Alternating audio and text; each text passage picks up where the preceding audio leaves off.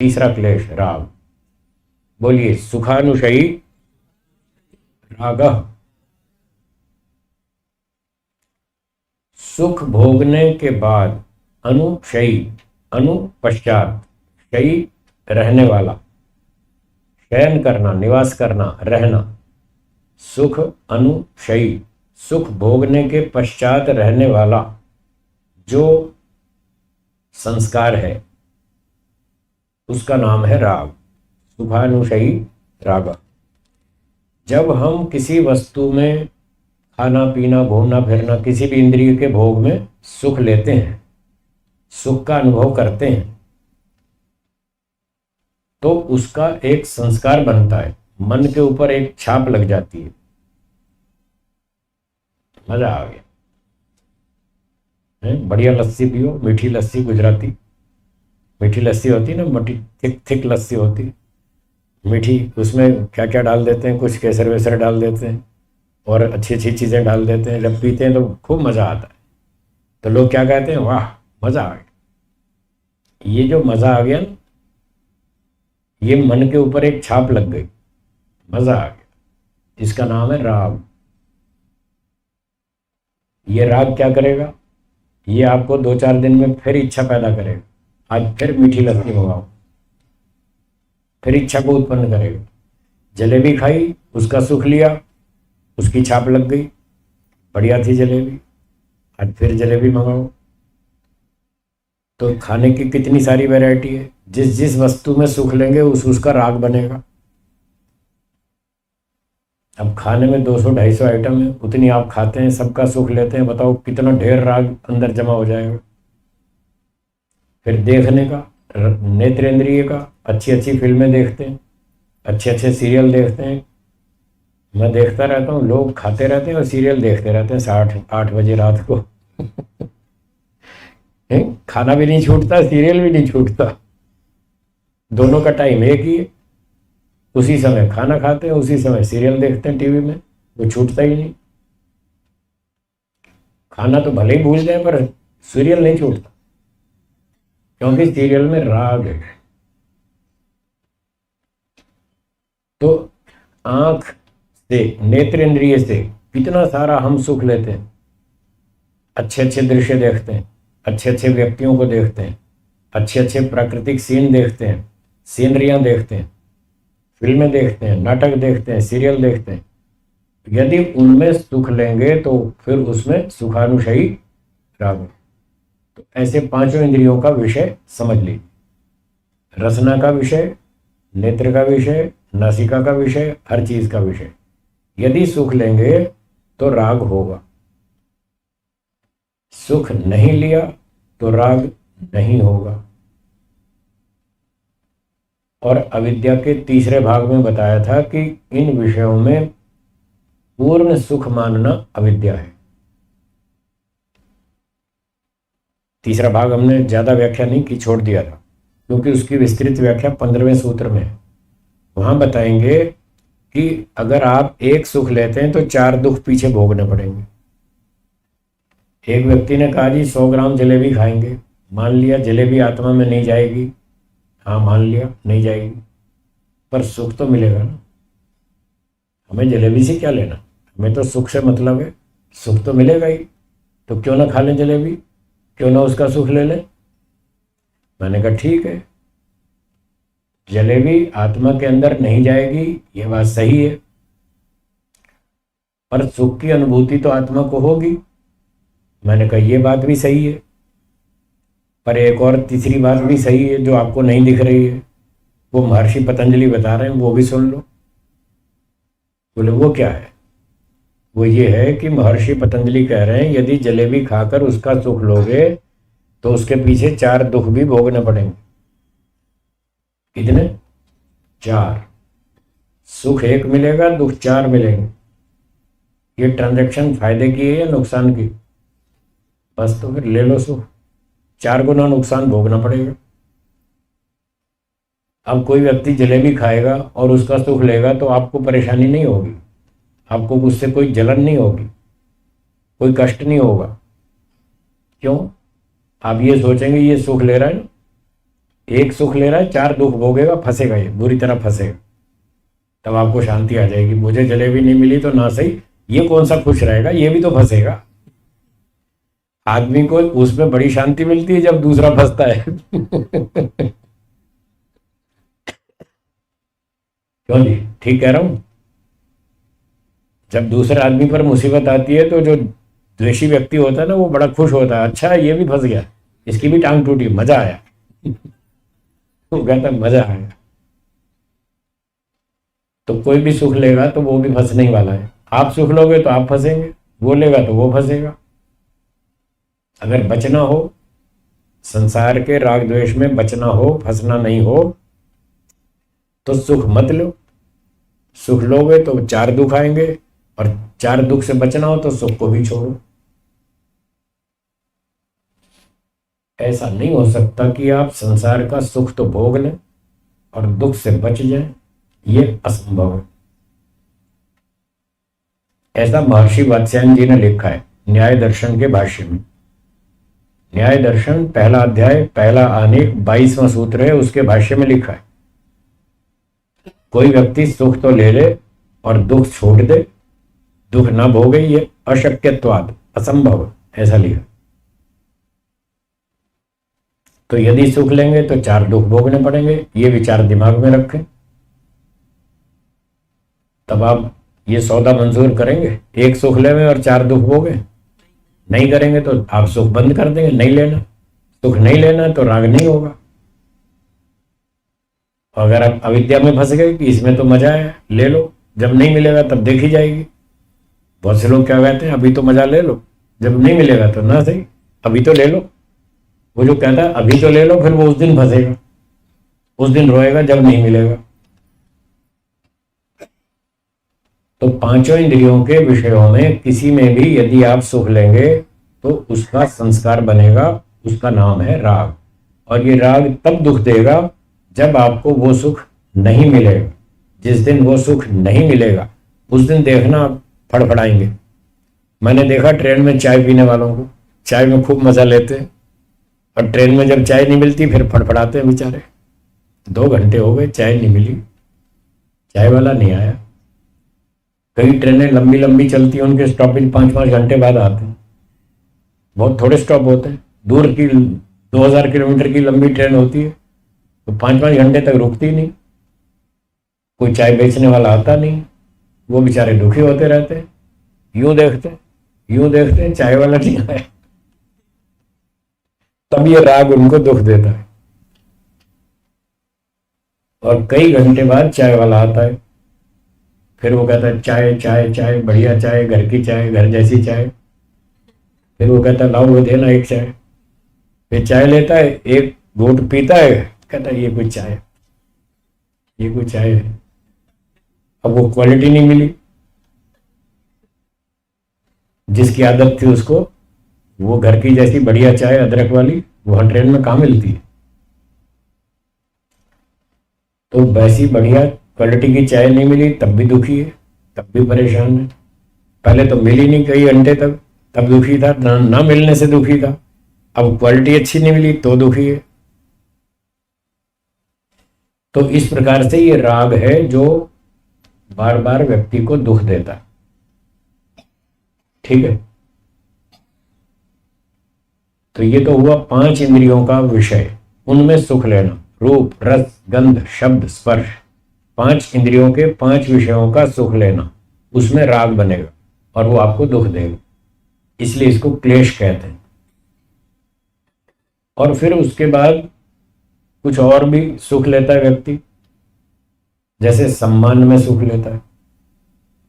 वैसे सम्मान का सुख भी उसमें आ जाता है, इंद्रियों में ही आ जाएगा। अगर उसकी प्रशंसा हो रही है तो कान से सुख लेगा, वो उसके अंतर्गत आ जाएगा।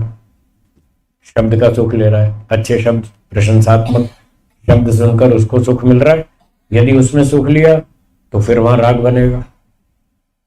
बार बार उसकी इच्छा होगी कि बार बार लोग मेरी प्रशंसा करें, और जब दूसरे नहीं करते तो वो खुद ही अपने मुंह से शुरू हो जाता है अपनी प्रशंसा करना शुरू हो जाता है।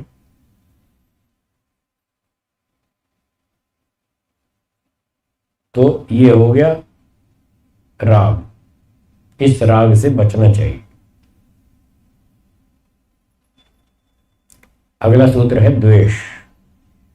अगला सूत्र देखिए, बोलिए। दुखानुशयी द्वेषः। जैसे सुख भोगने के बाद राग उत्पन्न होता है, ऐसे दुख भोगने के बाद द्वेष उत्पन्न होता है। जब कोई व्यक्ति आपको दुख देगा, आप पर झूठा आरोप लगाएगा, आपको बदनाम करेगा, आपकी फालतू निंदा चुगली करेगा, तब आपको दुख होगा। और जब दुख होगा तो फिर मन में गुस्सा आएगा, उसकी एक छाप लगेगी कि बेकार आदमी है, दुष्ट आदमी है, गाली देता है, अपराध आरोप लगाता है, फालतू बदनाम करता है, बेकार आदमी है। ये छाप आपके मन में लग जाएगी। इसका नाम है द्वेष। और ये द्वेष भी क्लेश है, ये आपको दुख देगा। और जब जब वो व्यक्ति याद आएगा तब तक फिर आपको गुस्सा आएगा। या तो सामने दिख जाए, उसकी शक्ल सामने दिख जाए तो गुस्सा आएगा कि वही दुष्ट है, और सामने नहीं दिखाई दिया, बैठे बैठे स्मृति आ गई तब भी गुस्सा आएगा कि वो दुष्ट आदमी है। फिर आप उसके विरुद्ध कुछ ना कुछ प्लानिंग करेंगे, योजना बनाएंगे, इसका सत्यानाश कैसे करें, इसका विनाश कैसे करें। बस उसी में जलते भूनते रहेंगे। इसलिए इस द्वेष को भी क्लेश बताया, ये भी परेशान करता है। तो जैसे बताया कि राग से बचने के लिए सुख मत भोगो, सुख मत लो, तो द्वेष से बचने के लिए क्या करें? उसके लिए है कि दुखी मत हो। अगर दुखी होंगे तो द्वेष होगा, नहीं होंगे तो नहीं होगा। सुख लेंगे तो राग होगा, सुख नहीं लेंगे तो नहीं होगा। इससे बचने का यही उपाय है। कोई दुख दे तो आप दुखी मत हो। किसी व्यक्ति ने आपको कोई वस्तु दी, आपने देखा ये मेरे काम की नहीं है, तो आपने नहीं ली। बोले साहब मुझे नहीं चाहिए, आप रखो अपने पास, मुझे नहीं चाहिए। जब आपने ली ही नहीं तो वो वस्तु का आपको कोई हानि लाभ कुछ नहीं होगा। अगर आप लेंगे तो फिर उसका कुछ हानि लाभ जो भी होता होगा वो होगा। लेंगे तो होगा ना, जब लेंगे ही नहीं तो नहीं होगा। तो एक ने दुख दिया, आपने लिया ही नहीं, आप दुखी हुए ही नहीं। अब ये बातें सुनने में तो आसान लग रही है, करने में बहुत कठिन है। मिठाई सामने आए और आप खा भी लें और आप सुख नहीं लें, कैसे हो सकता है? बड़ा कठिन है। पहले तो जचती नहीं दिमाग में कि ऐसा भी हो सकता है कि आदमी मिठाई खाए और सुख ना ले। होता है, ऐसे कैसे हो सकता है? आज से 40 वर्ष पहले, लगभग 40 साल हो गए, तब गुरुजी ने ये बात कही थी, मैं मिठाई खाता हूं और मैं सुख नहीं लेता। तो मैंने सुनी, मुझे बात जमी नहीं दिमाग में। क्या कह रहे हैं? मैं मिठाई खाता हूं और मैं सुख नहीं लेता। ऐसे कैसे हो सकता है? आदमी मिठाई खाए और सुख न ले, ऐसा कैसे हो सकता है? तो मुझे समझ नहीं आई। फिर गुरुजी ने कहा मैं बादाम खाता हूं और सुख नहीं लेता, मैं हलवा खाता हूं, सुख नहीं लेता, मैं खीर खाता हूं, मैं सुख नहीं लेता। मैंने कहा गुरुजी समझ में नहीं आया, कृपया समझाइए, मैं समझना चाहता हूं। बोले ईमानदारी से समझना चाहते हैं? मैंने कहा हाँ जी। अच्छा ठीक है। मैंने कहा मैं समझना चाहता हूं और मैं भी ऐसा करना चाहता हूं जैसा आप करते हैं, मैं भी ऐसा करना चाहता हूं। तो बोले ठीक है, फिर जैसे मैं बताऊंगा ऐसे करना पड़ेगा, करोगे? मैंने कहा हाँ जी करूंगा। बोले ठीक है। तो मैंने कहा पहले तो ये समझा दीजिए कि मिठाई खाकर ऐसा कैसे हो सकता है कि व्यक्ति सुख ना ले? ऐसा हो कैसे सकता है? मुझे तो संभव नहीं दिख रहा। तो गुरुजी ने कहा कि हाँ ऐसा हो सकता है। कैसे हो सकता है? सुनिए। मान लो एक सेठ जी, उनका बड़ा लंबा चौड़ा व्यापार है, अच्छे पैसे वाले हैं, और दोपहर का भोजन है, वो भोजन खा रहे हैं, अच्छा बढ़िया मिठाई, खीर, पूरी, हलवा, सब कुछ दाल सब्जी चावल सब खा रहे हैं, सुख ले लेकर के खा रहे हैं, बढ़िया टेस्ट आ रहा है, मजा आ रहा है। आधा भोजन खा चुके और बीच में समाचार आया, एक व्यक्ति ने आकर समाचार दिया, सेठ जी आपका 50 लाख रुपए का नुकसान हो गया। कितना? ये समाचार सुन लिया। क्या कर रहे थे सेठ जी? खाना खा रहे थे, अच्छा बढ़िया टेस्ट लेकर स्वाद लेकर खा रहे थे। ये समाचार सुनने के बाद अब वो आगे जो भोजन खाएंगे क्या उसमें सुख मिलेगा? नहीं मिलेगा ना। आगे ना समझ में, बिना सुख लिए भी खाया जा सकता है, देख लो। अब जो सेठ जी खाना खाएगा अब उसको वो स्वाद नहीं आएगा, वो सुख नहीं मिलेगा। भोजन तो वही है, उसमें खट्टा मीठा नमक तीखा सब वही है, पर अब मन की स्थिति खराब हो गई, इसलिए वो स्वाद या सुख नहीं ले पाएगा। तो ये दृष्टांत सुनाया, मुझे समझ में आया कि हाँ, ऐसा असंभव तो नहीं है, हो तो सकता है कि आदमी बिना सुख लिए भी खा ले, ऐसा हो सकता है, समझ में आ गया। फिर बोले एक व्यक्ति था, उसका 22 साल का जवान बेटा था और वो भी ऐसे ही सुख लेके भोजन खा रहा था। तो बीच में समाचार आया, तुम्हारे 22 साल के बेटे का एक्सीडेंट हो गया, उसकी मृत्यु हो गई। अब अगर वो भोजन खाएगा तो अब उसको सुख मिलेगा भोजन में? अब नहीं मिलेगा, शायद खाए भी नहीं, छोड़ ही दे, खा भी नहीं पाएगा। और जैसे तैसे धक्का मुक्का मार के खा भी लिया तो स्वाद तो नहीं आएगा, सुख तो नहीं मिलेगा। तो गुरुजी ने ऐसे ऐसे उदाहरण बताए जिससे ये बात समझ में आई कि बिना सुख लिए भी खाया जा सकता है, असंभव नहीं है। फिर मैंने पूछा, अच्छा गुरुजी आप कैसे करते हैं? आपका तो कोई बेटा भी नहीं, मेरा कोई 50 लाख का नुकसान भी नहीं हुआ आप कैसे करते हैं ये बात? तो कहने लगे मेरे पास और तरीके हैं, मैं उस तरीके से करता हूं। मैंने कहा मुझे भी सिखा दीजिए, मैं भी सीखना चाहता हूं। बोले देखो मैं ऐसे करता हूं, एक तो मैं अपने मन में विरोध करता हूं, क्योंकि जो सुख लिया जाता है वो मन की स्थिति अच्छी हो तो लिया जा सकता है। जैसे अभी उदाहरण में बताया, 2 दुर्घटनाओं के समाचार सुनने से मन की स्थिति खराब हो गई तो व्यक्ति सुख नहीं ले पाया। तो मन की स्थिति अच्छी हो तो वो सुख ले सकता है। गुरु जी ने कहा सुख कैसे लिया जाता है पहले वो सुन लो। मैंने कहा सुनाइए। कहने लगे जब हम मिठाई खाते हैं तो मिठाई अच्छी है, स्वादिष्ट है, मीठी है, और रसना इंद्रिय उसके स्वाद को पकड़ती है। इंद्रिय का काम है स्वाद को पकड़ना, मीठा है, खट्टा है, नमकीन है, तीखा है, चटपटा है, जैसा भी। तो रसना इंद्रिय उस स्वाद को पकड़ती है, उसका काम है रस को ग्रहण करना बस। और वो मिठाई से रस को लेकर मन को फॉरवर्ड कर देती है, मन को सूचना देती है ऐसा स्वाद आ रहा है। अब मन भी तो जड़ है, न तो रसना इंद्रिय को पता चलता कैसा स्वाद है, न मन को पता चलता। पता किसको चलता है, जड़ को या चेतन को? चेतन कौन है? तो आत्मा को पता चलता है ऐसा स्वाद आ रहा है। फिर आत्मा बताया था अभी बुद्धि से विचार करता है कैसा स्वाद है, चालू रखें या बंद करें? तो बुद्धि कहती है अच्छा आ रहा है, चलने दो, बढ़िया है। तो बुद्धि से सहायता लेकर फिर व्यक्ति जब उस मिठाई का स्वाद लेता है, सुख लेता है, तो वो अपने मन में इस वाक्य को बोलता है। मन में क्या बोलता है? वही जो अभी सुनाया था, वाह मजा आ गया, वो ऐसे बोलता है मन में। तो गुरुजी ने कहा जब व्यक्ति ये बोलता है ना, वाह मजा आ गया, बस यही खतरा है, इसी का नाम है सुख लेना। अगर आपने भोजन खाया, खीर खाई, हलवा खाया, मिठाई खाई और मन में ये दोहरा दिया कि वाह मजा आ गया, बहुत बढ़िया, 6 महीने बाद ऐसी बढ़िया मिठाई खाने को मिली, आज तो मजा आ गया। अगर आपने मन में ये दोहरा लिया तो समझ लो आप फंस गए, आपने सुख ले लिया। सुख लेने का तरीका समझ में आया? ऐसे सुख लिया जाता है।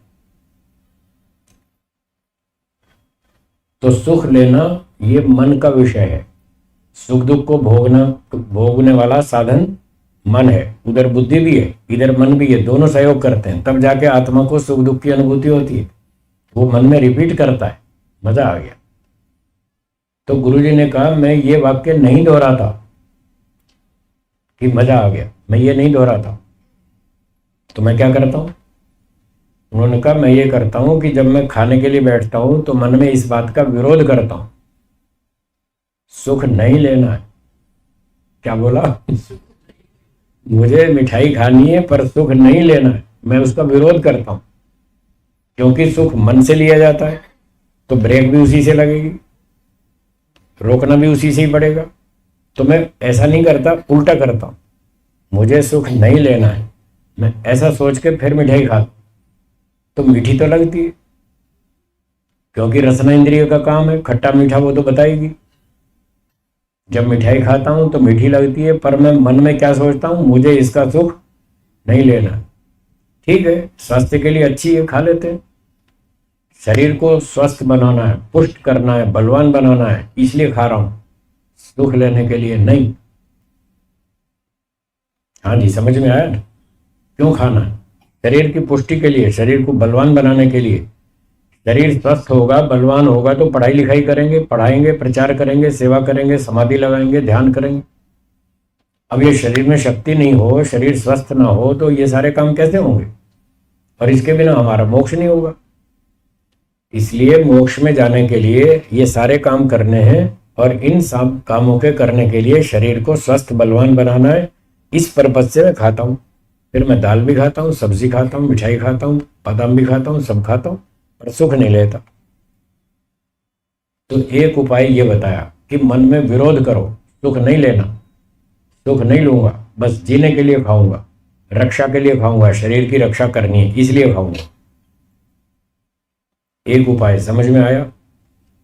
हाँ या ना? आ गया ना? दूसरा उपाय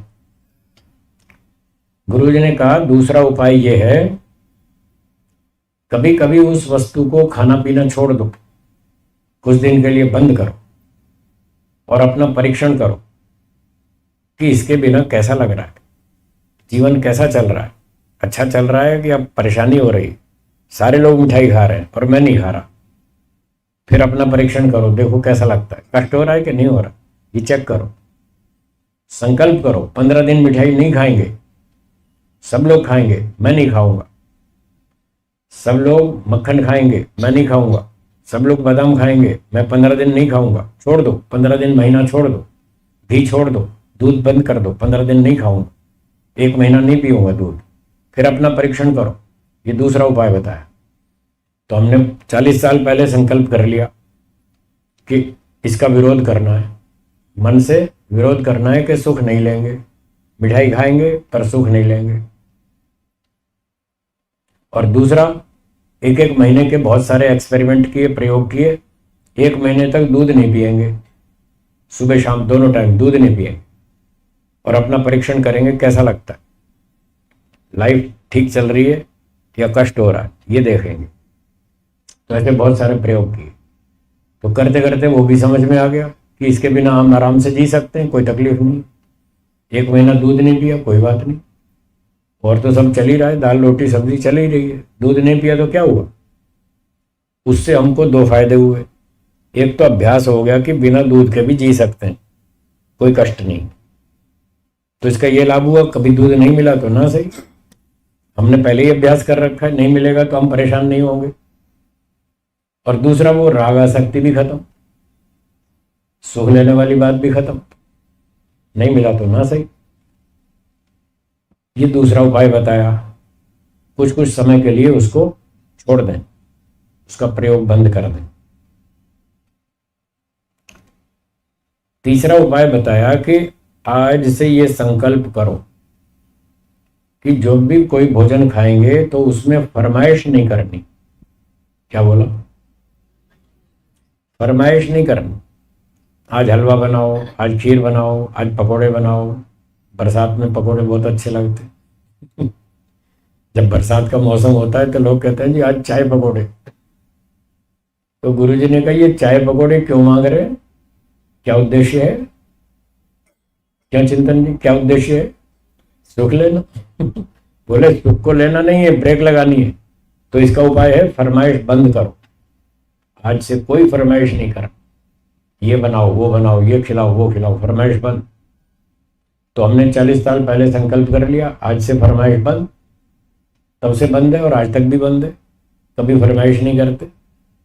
ये बहुत सारी माताएं बैठी हैं जो खाना खिलाती हैं मुझे, पूछ लो इनसे, मैं फरमाइश करता हूँ। आप बार बार पूछते हैं गुरुजी क्या खाएंगे, हम कहते हैं जो आप खिलाएंगे वो खाएंगे, कोई फरमाइश नहीं है। तो फरमाइश करता ही व्यक्ति क्यों है? सुख लेने के लिए। अगर सुख से बचना है तो फरमाइश बंद करो। मन में भी नहीं सोचना कि वो खाने को मिलना चाहिए, वो खाने को मिलना चाहिए। मन में सोचते हैं तो भी फरमाइश है, मुंह से बोलते हैं तो भी फरमाइश है। फरमाइश तो है ही आपके मन में, तो मन में भी रखेंगे तो भी परेशानी, तो भी आप सुख लेंगे। इसलिए मन में भी नहीं सोचना, जो मिल गया चुपचाप खा लो। शरीर रक्षा के लिए खाना है, शरीर को स्वस्थ बलवान बुद्धि को पुष्ट करने के लिए खाना है। बस इस उद्देश्य से खाएंगे तो आप सुख लेने से बच जाएंगे। यदि सुख लेने से बच गए तो राग नहीं होगा। ऐसे ही यदि सुख लेने से बच गए तो दुख भोगने से भी बच सकते हैं। यदि सुख से नहीं बचे तो दुख से भी नहीं बच पाएंगे, फिर दुख भी भोगेंगे और फिर परेशान होंगे, फिर द्वेष होगा, फिर गुस्सा आएगा, फिर उल्टी सीधी योजना बनाएंगे, फिर उसके विनाश की प्लानिंग करेंगे, फिर सब काम बिगड़ जाए। तो इस तरह से राग द्वेष को जीता जा सकता है, असंभव नहीं है। जब दुख आए तो क्या सोचना, मुझे दुखी नहीं होना है। जैसे सुख के बारे में सोचा था मुझे सुख नहीं लेना है, तो ऐसे ही जब दुख आए तो मन में ये सोचो मुझे दुखी नहीं होना। जब मैंने आपका दुख लिया ही नहीं तो मुझे क्या दिक्कत, आपका गिफ्ट मैंने लिया ही नहीं। तो कोई मुझे गाली देता है, अपमान करता है, झूठे आरोप लगाता है, मैं दुखी होता ही नहीं। मैं मन में सोचता हूँ मुझे इसका गिफ्ट नहीं चाहिए, इसका गिफ्ट इसके पास ही ठीक है, मुझे नहीं चाहिए, तो मैं दुखी नहीं होता। छोटी मोटी घटना हो, किसी ने छोटा मोटा अन्याय कर दिया, तो मैं क्या सोचता हूं, कोई बात नहीं।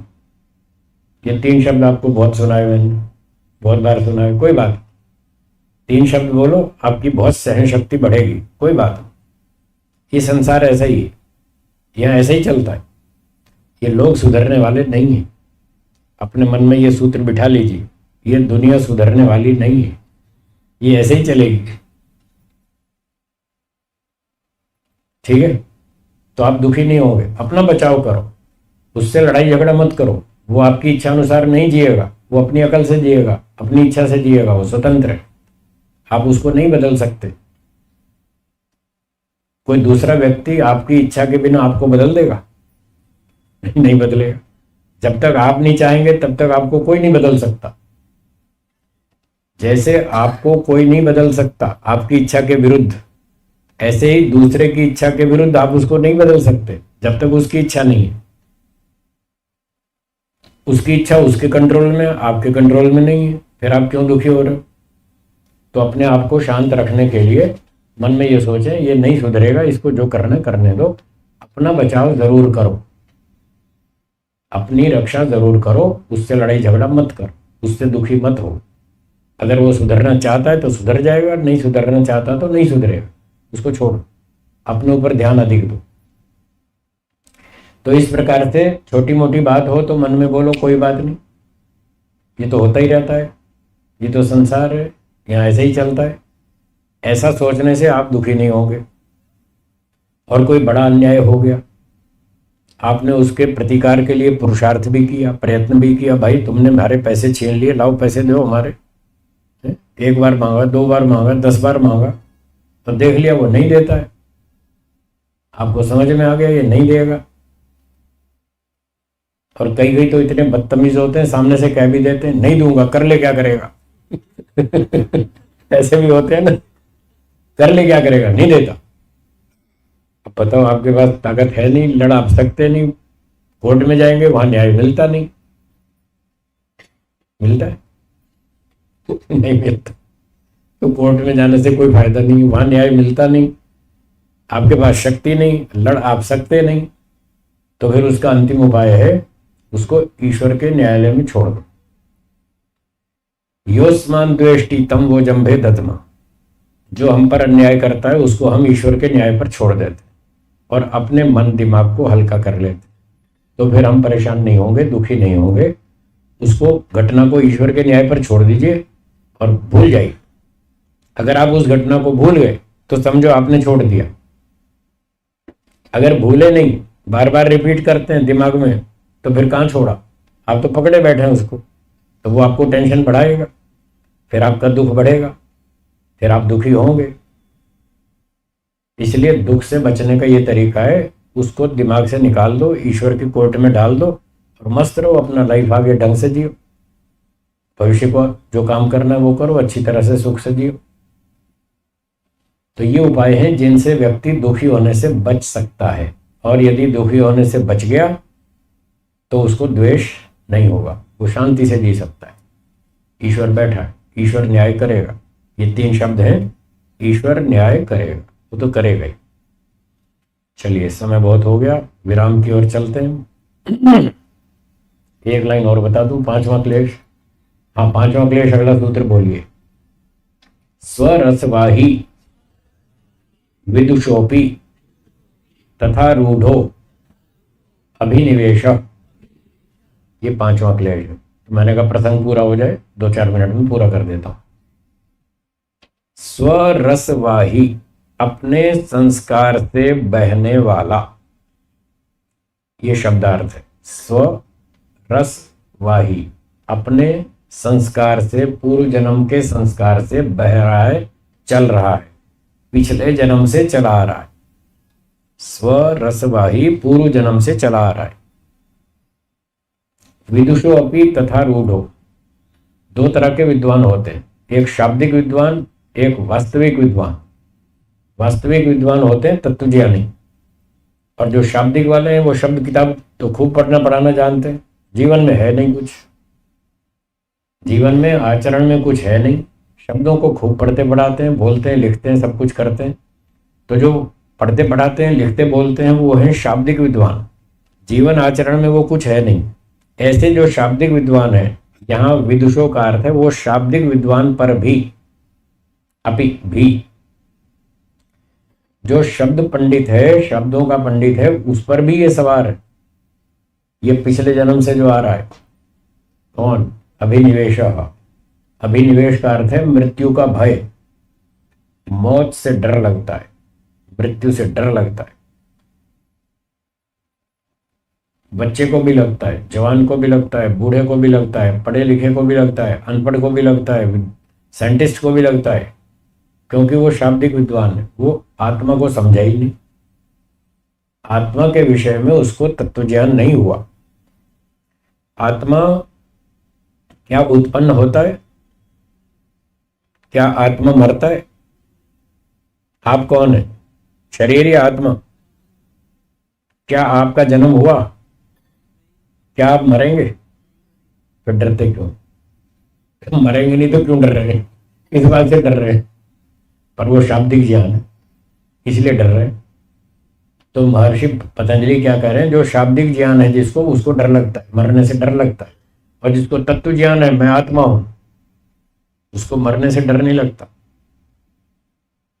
शरीर तो मरेगा, उसको आप बचा नहीं सकते, कुछ भी खा लो पी लो, कोई भी रसायन खा लो, कोई भी केमिकल खा लो, आप शरीर को बचा नहीं सकते, वो तो मरेगा। जो उत्पन्न होता है वो मरता है, शरीर उत्पन्न हुआ है वो मरेगा, जो उत्पन्न नहीं होता वो मरता नहीं, आत्मा उत्पन्न हुआ नहीं वो मरेगा नहीं, और आप आत्मा है, तो फिर काय का डर है? तो जिसको ये तत्व ज्ञान हो जाएगा कि मैं आत्मा हूं, उसको डर खत्म हो जाएगा। रक्षा तो करेगा, रक्षा करना आवश्यक है। कल भी बताया था ना, न डरने का मतलब ये नहीं ट्रक के आगे खड़े हो जाओ, मैं डरता नहीं, चला दे ट्रक। इसका अर्थ ये नहीं है। ट्रक से अपनी बचाव करना है, रक्षा करनी है, वो तो बुद्धिमत्ता की बात, पर डर नहीं लगेगा, भय नहीं लगेगा। कोई आपत्ति आ भी गई तो घबराएगा नहीं। तो इस प्रकार से ये 5 क्लेश हो गए। ये 5 क्लेश ही हमको बार बार संसार में, जन्म मरण में बांधे रखते हैं। महर्षि पतंजलि जी कहते हैं इन 5 क्लेशों को मिटाओ और अपने मोक्ष में जाओ। बाकी चर्चा फिर करेंगे।